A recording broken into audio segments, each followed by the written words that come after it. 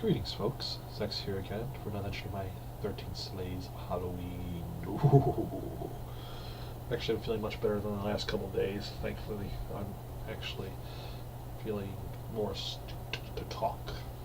And tonight's entry, I'm willing myself to talk more about because this one I've been looking forward to. Because last year I was told about this movie by GLX about Crybaby Lane, a movie starring Frank Langella. I promised myself I must see all Frank Langella's movies or I see nothing. Because, I mean, I love Frank Langella. I mean, I love his Skeletor. That is the most iconic role I ever seen in a villain. And basically, it still mesmerizes me to this day. I've seen that movie. Just see him own the screen in the most cheesiest get-up, but goddamn does he intimidate the fuck out of you in that movie, and I can't help it. I love that movie. It's my most guilty as pleasure, but I love that movie.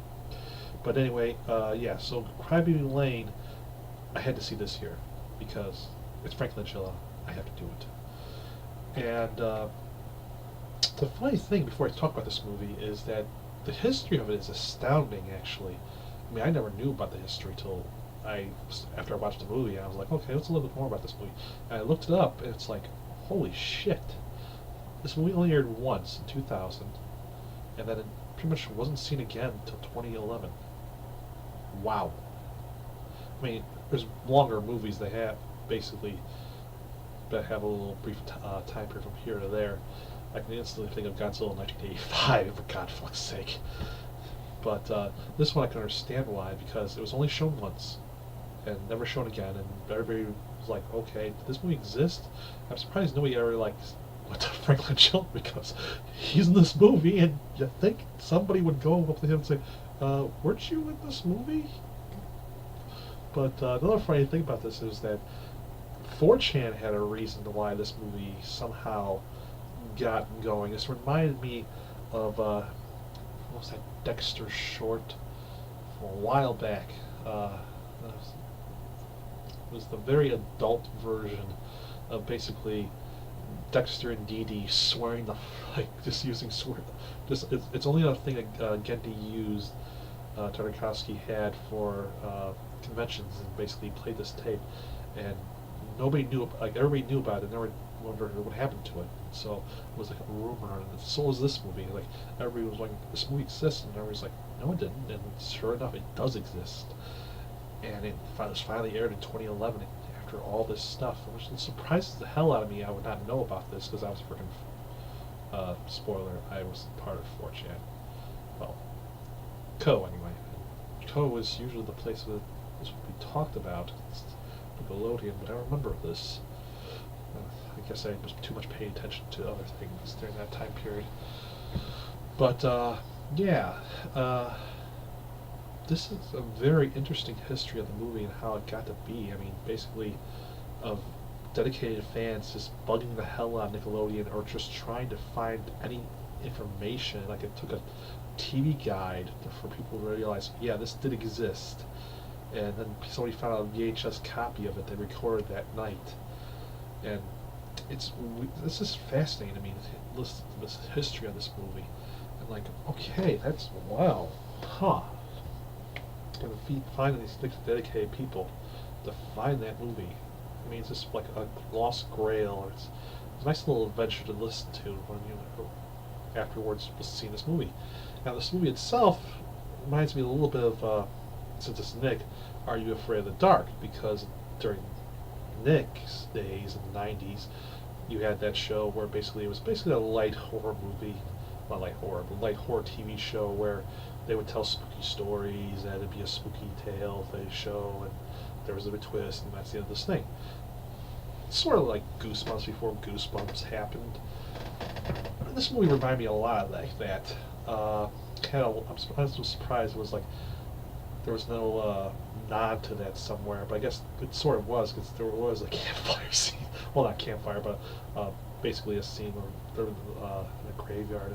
And it's in that same style a little bit, so I guess there's that little nod right there. Frank Langella is only like I would say he has his part in this movie's like, oh, I'd say 10 minutes. I would say, yeah, maybe 10 minutes. I mean, he has an opening monologue telling this ghostly story, and then he pretty much tells another ghostly story, like near the end of the movie, and then there's another part he does too. And he's just sprinkled throughout this movie. I mean, they give you enough dose of Langella because pretty much he's the only notable actor you can recognize. Though I think there's one guy look familiar. He's in a scene with Langella, not near the end of the movie, but near the close to the climax. And this guy, I know that guy's face. I know I've seen him before. A comedian. I don't know where, but I know I've seen this guy before. But yeah, Langella plays a mortician, a funeral director in this movie. Weird as hell because it really goes for some realistic type attitude with a mortician because I mean this guy, they show bodies being him taking care of bodies and setting up bodies and how he looks at some things and like, oh, this thing smells, let's change this out. And it's like, this is supposed to be a kid's movie. Holy fuck, is this telling a lot about morticians? And you have basically him basically being a lonely guy since he pretty much everybody's kind of spooked of him. But I mean, I don't understand why because he's a nice guy. Because out of all the people in this movie, he's probably the nicest person in this movie. The mother is pretty much the two main characters in this movie. Is like so overprotective, is like beyond insane. But you get the reason why because the brother in this movie is like a child from hell. Even before, spoiler alert, he's possessed. And Jesus, God. I mean, some of these kids in this movie are nuts even before they get possessed. Like, there's this little kid who's like, literally a Lord of the Rings fan. This is even before, like, let's see. Yeah, this is right before Peter Jackson's original first trilogy of Lord of the Rings, where he had this kid just quoting the movie. Plus, he has this weird habit of asking the main character, who's like 12 years old, to basically say, "Can you marry my mom? My mom loves you." The main character's like, "I'm 12 years old. My age difference. Why?" And not to mention the kid is fucking creepy later on when he starts reciting Golem quotes and just takes a lightsaber and starts clubbing Franklin Joe with it. Even though it's a toy lightsaber, and you know those things don't really hurt because I mean, I own one somewhere. I do own one, but I mean, they don't frickin' hurt as hell. I mean, that Franklin Joe sells this lightsaber striking his knee a couple times. Like, it's the frickin' pipe. But God, he really sells this movie.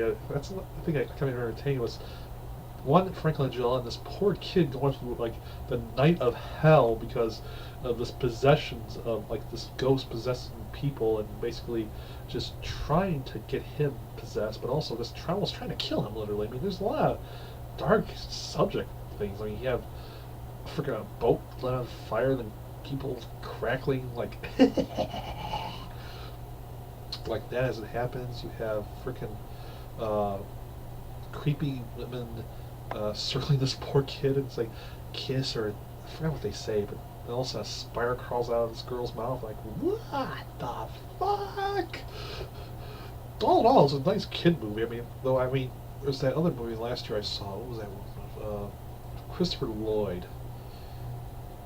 It was something also 2000 I think too. It was basically another Halloween movie, and saw it last year.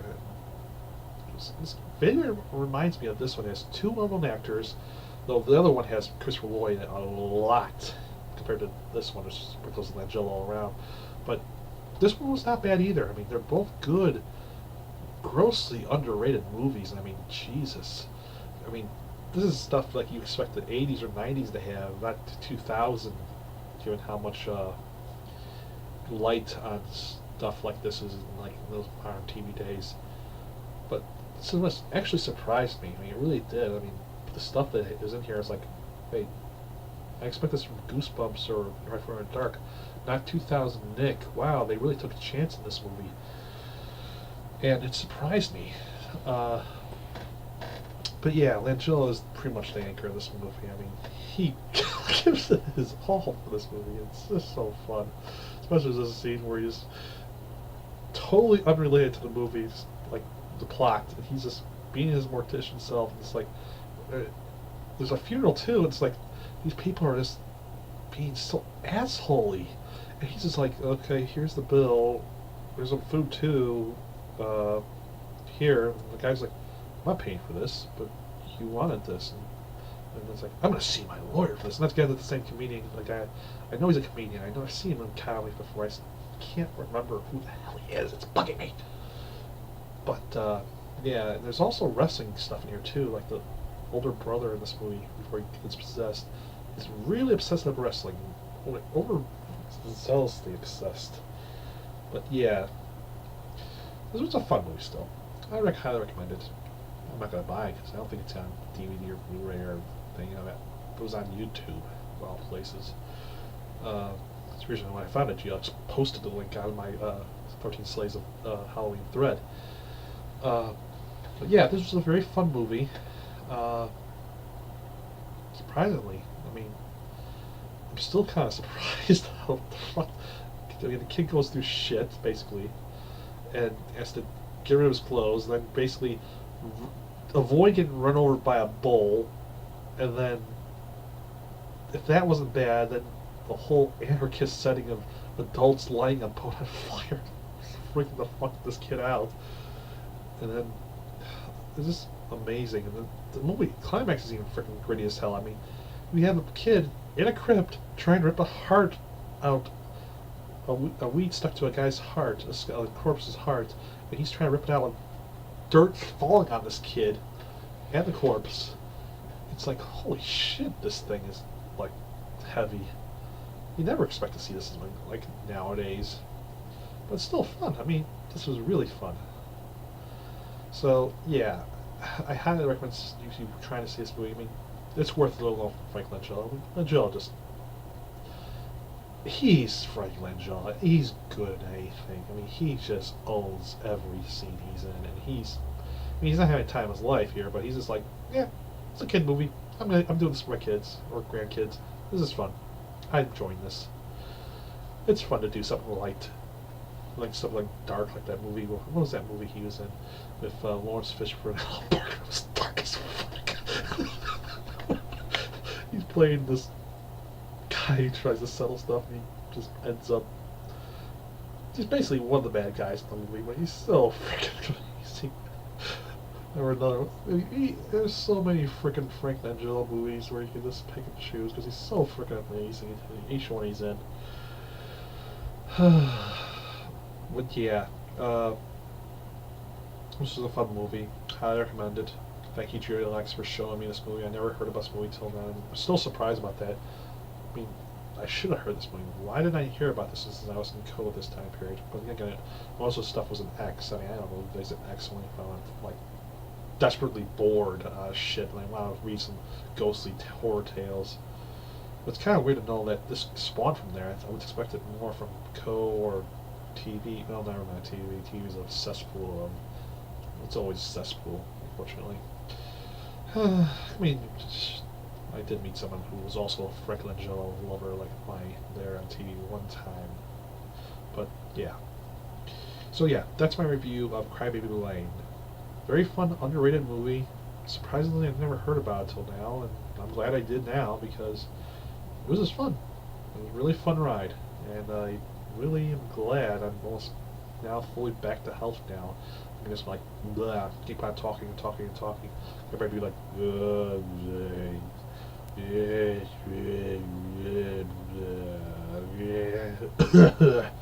yeah, seriously, this crud hit me this past week so bad.